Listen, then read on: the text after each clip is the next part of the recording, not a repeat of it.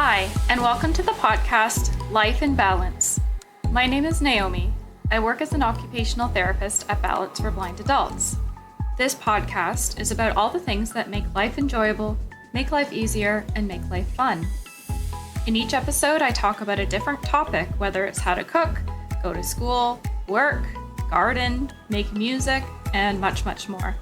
I'll talk about some tips and tricks as well as how to adapt these different activities to accommodate vision loss. Motherhood can be full of excitement and joy, but also a lot of uncertainty. Children don't come with manuals, and there isn't just one way to be a parent. In talking with Jewel, I learned that parenting with a disability means doing what works for you, whether it's making the decision to be a mother or adapting anything and everything from breastfeeding, eating with a spoon or fork, shopping, playing together, teenage rebellion, and beyond. In this podcast, Jewel shares some strategies that she learned along the way on her motherhood journey. Let's take a listen. I always wanted to have children, and the feeling never left. At first, I was kind of concerned how I was going to handle it, but as soon as I held the baby in my arm, it comes to you natural. It's like I can't explain the feeling, but you will know as a mother, you'll know the feeling. At first, the complication I had was breastfeeding. I had to have a friend because the nurse didn't know how to deal with a person that's visually impaired, to teach them how to put the nipple inside the baby's mouth to make sure the baby is getting what it's supposed to get. One of my friends came over to the hospital and just literally showed me and to touch me with my hands to make sure that the tongue was down and the nipple was on top, like so the baby would latch onto it. Bottle feeding, it's basically the same. You got to use your hands, of course. Take your finger and you find the mouth of the baby with the nipple of the bottle and just make sure you place it properly. And eventually the baby kind of catch on and know the position you're in. It's like an instinct for them. At a point, mine was just grabbing it and aiming it itself. So they kind of got the hang of it. They realized, okay, I think I know what's going on here. And then they gave you a hand. Yeah. And also feeding with the spoon, I had the special spoon that has the rubber on it so that it doesn't hurt the baby mouth. And, you use your hand, of course, when they're in the chair. They should be in a chair by then, in a high chair. And don't be afraid to use your hands all the time. Clean, of course. One time, the baby was just aiming my hand to their mouth with the spoon. They're hungry, they figure it out. Diaper changing, it's not a problem. To bathe them when they're newborn, what I did was put pillows around on the bed, and I had a big bowl, like a salad bowl. And I would fill it up with water on the bed, like would make sure everything is prepared on the bed, and spread the blanket out, the towel out, because, when they're baby like that, it's sponge bath, and you go and sit on the bed, and you have your legs open, and they're in between your legs and the pillow, so they're very secure and safe, and you wipe them down, clean them, lotion them up, and dress them up, and you're good to go. Oh, man, you make it sound so easy. It is, once you get the hang of it, it is. It's like I had twins. I had to do that with twins at one point. Oh, my gosh, really? Wow. Yeah.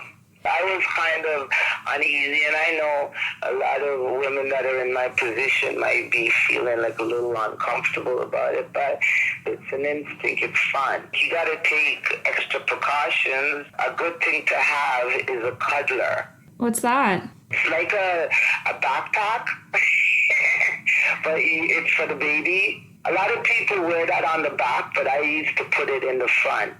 Oh, okay. And so that was when you were just kind of going around the house or going out? Yeah. Or even to go outside to make it more safer. I used to go for walks with my little one like that in the summertime when it's warm, not winter. I find that safer than the stroller. Well, yeah, I can imagine with the stroller, I think you use a white cane. With the stroller, that might be a lot to handle. Yeah, stroller with a dog, it is hard to handle. You had a dog too? Yeah, I've had a dog, but not with the babies, but I think it probably would be easier with the dog. With a cuddler, I think that would be fantastic with a dog. The stroller, I only used the stroller when I was with my husband. That makes sense. Yeah. And so I think a stroller really should be used if you have some vision or if you have someone with you. And the best stroller is really bulky ones. It's the one, those smaller ones there? You mean like the ones that fold up? Yeah. Jewel had to take a break from the interview, but when we came back, she talked about her children and what they thought about having a mom with a visual disability. I called my daughter, and I told her what I was doing. So I asked her, I said, do you remember as a toddler feeling like you had, there was something different about me, or, you notice, lack of vision? Do you feel like you were lacking anything or anything like that? And she goes, no, Mom. She goes, everything I felt like any other kid. The only difference is we had to read some of the labels for you. We still learned how to read very quickly, and we held your hand when we went outside with you. That's the only thing. Oh, that's so sweet. That's really good to know, I can hear from her, I'm sure. Is that you're just like any other mom at the end of the day? At the end of the day, yeah. She says you were better than other of my friends' mom. Oh, no. Well, that's pretty good praise. Yeah, and she remember baking with me. She says that was her favorite time with me, was baking. I used to bake all kinds of cakes, cookies, cupcakes. That's awesome. No, I'm so happy to hear that. It's like we talked about. There's a few things you have to kind of keep in mind. You have to adjust or adapt. But at the end of the day, it's not that hard. It's not that different. Would you have any advice for someone living with vision loss who is worried or thinking about being a parent? Is there anything you'd want to say to them about what that was like for you? I would tell them, don't hold you back from being a mother. If you want a baby, you shouldn't deny yourself of that, and everything will just flow naturally. You become a pro. Look, after one, I had 5, 6. I had twins. So after you have the first one, you'll see that it's not, all those worries is going to just disappear, and you'll be like, oh, what was I worried about? Don't concentrate too much hard on it, and don't worry too much, or don't put too much negativity on it. It's going to be fine. Every woman, if you want to be a mom, you should be able to. Every woman should hear that, not just women who are dealing with vision loss. I think people worry a lot about, am I going to be a good enough mom? And I like what you said about, you don't focus on the negative, focus on the positive. And it sounds like your kids are focusing on that too. They came away and they said, you're a great mom. We didn't notice anything was different. And sometimes I thought maybe I was doing something, but actually I did everything okay. And it's a good thing. And you know what? They have a better education because, at 4 years old, I'm in the store and I'm there with my daughter, and there's a sign or there's something. I said, what's the letter or what's the number, and can you spell it out for me? And I'll say the word, and they learn that word.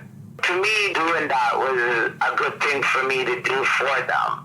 Teaching them to be independent like that. Yeah, and by the time they get to pre-kindergarten and all that, they're smart. They're up there.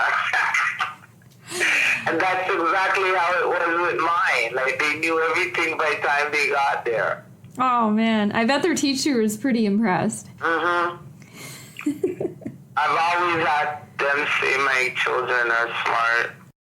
You know, there's a ground that it can help. You can be the person to control, be in control, instead of the teenagers in control. And trust me, they do play with your vision.